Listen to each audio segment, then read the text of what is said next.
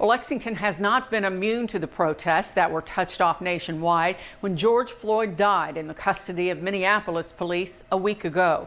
And protesters are on the streets in downtown Lexington again tonight. LEX 18's Catherine Collins reports live from the demonstration.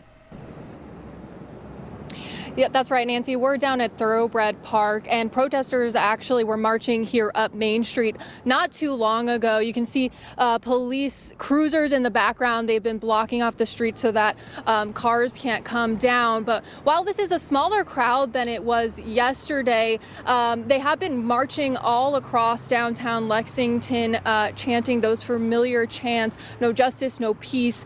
This crowd was smaller than yesterday's, but unlike yesterday's protest, this one is more spontaneous. There are a lot of young people in the crowd, and earlier they marched from Triangle Park to police headquarters and stood in front of officers wearing riot gear. The protesters asked officers to march with them, and some of them did, eventually meeting back at Triangle Park to take a knee. Now, many of the protesters respected police marching with them, but some told me this was an attempt to placate people without making any real change. April Taylor is a community organizer, and she tells me they have a list of demands that they want police to meet, like having a council of citizens to review police behavior.